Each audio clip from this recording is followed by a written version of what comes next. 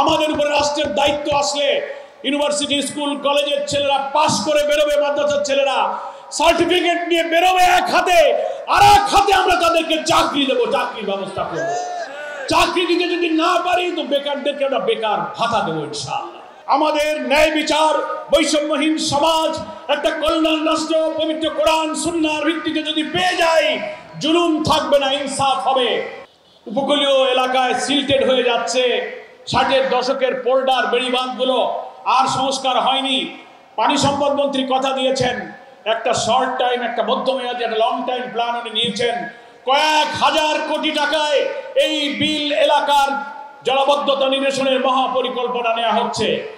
এখন তো অন্তর্বর্তীকালীন সরকার, রাজনৈতিক সরকার না আসলে এত হাজার হাজার কোটি টাকার পরিকল্পনা বাস্তবায়ন করা কঠিন। ইনশাআল্লাহ যদি আমরা সরকারে যেতে পারি, এই বিল ডাকাতিয়া সহ সকল বিলের জলাবদ্ধতা নিরসনের মহাপরিকল্পনা আমরা ইনশাআল্লাহ বাস্তবায়ন করব।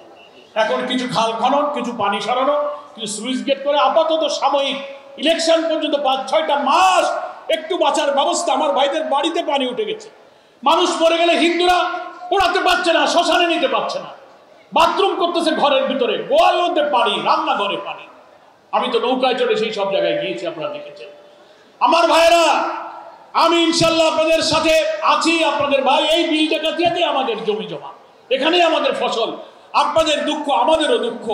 আমি আপনাদের কাছে কথা দিচ্ছি, আমরা প্ল্যান নিয়েছি, আল্লাহ যদি আমাদেরকে তৌফিক দেয়, এই ডুমুরিয়ার বেকার যুবকদেরকে চাকরি দেওয়ার জন্য আমাদের ডাক্তার শফিকুর রহমান সাহেব আমিনে জামাত বলেছেন, আমাদের উপরে রাষ্ট্রের দায়িত্ব আসলে ইউনিভার্সিটি স্কুল কলেজের ছেলেরা পাশ করে বেরোবে, মাদ্রাসার ছেলেরা সার্টিফিকেট নিয়ে বেরোবে এক হাতে, আর এক হাতে আমরা তাদেরকে চাকরি দেবো, চাকরির ব্যবস্থা করবো। চাকরি দিতে যদি না পারি তো বেকারদেরকে আমরা বেকার ভাতা দেবো ইনশাআল্লাহ। উৎপাদনমুখী কারিগরি শিক্ষা আমরা চালু করব। আমরা ফ্রিল্যান্সিং এর মাধ্যমে দেশে বসে শিক্ষিত, কম্পিউটার শিক্ষায় শিক্ষিত, স্বল্প শিক্ষিত বেকার যুবকদেরকে নানান বিদেশি প্রতিষ্ঠান এবং সংস্থার সাথে আয় করে ফ্রিল্যান্সিং এর ব্যবস্থার জন্য আমরা এখানে উদ্যোগ গ্রহণ করব। আমরা এটাকে একটি বিজনেস হাব কেন্দ্র হিসেবে ডুমুরিয়াকে আমরা গড়ে তুলব। এখানে বিরাট সবজি ফসলের চাষ হয়।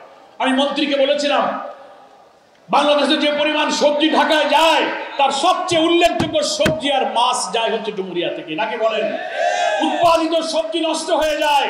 এই ডুমুরিয়াতে একটা সংরক্ষণাগার, কোল্ড স্টোরেজ নির্মাণ করে আমার সবজি চাষিরা যদি সবজি এনে সেখানে রাখতে পারে, বাজারজাত করার আগে যেন নষ্ট না হয়ে যায়, এর জন্য এখানে আমরা একটা সবজি প্রক্রিয়াজাতকরণ একটা প্রজেক্ট আমরা ইনশাল্লাহ বাস্তবায়ন করব। যুবকদের কারিগরি শিক্ষা, উৎপাদনমুখী শিক্ষার ব্যবস্থা করব। আমাদের এটা নিয়ত। খেলাধুলার জন্য আমার তরুণ ভাইরা মাঠ নাই, সুযোগ পায় না। বিকেএসপি একটা আছে ক্রীড়া শিক্ষা কেন্দ্র সরকারের খুলনায়, সেটা উন্নয়ন প্রয়োজন। ইনশাআল্লাহ যদি আপনাদের খেদমতে আমার দায়িত্ব আসে, এই ডুমুরিয়াতে একটা ক্রীড়া শিক্ষা প্রশিক্ষণ কেন্দ্র করব, আর একটা মিনি স্টেডিয়াম, ডুমুরিয়া একটা ছোট্ট স্টেডিয়াম ইনশাআল্লাহ আমি যুবকদের জন্য তৈরি করার পরিকল্পনা করেছি, আল্লাহ আমাকে যদি তৌফিক দেয়। আমার যুবক ভাইরা, আমাদেরকে চেষ্টা করতে হবে আমাদের শিক্ষা, সংস্কৃতি, ছেলে মেয়েদের লেখাপড়া, এই যে কওমি মাদ্রাসা, এই ডুমুরিয়া প্রচুর সংখ্যক কওমি মাদ্রাসা, আলিয়া মাদ্রাসা আছে, স্কুল এবং সেই মাদ্রাসার অবকাঠামো, একাডেমিক বিল্ডিং গুলো সব নষ্ট হয়ে যাচ্ছে। গোলের চাল, টালির চাল, টিনের চাল।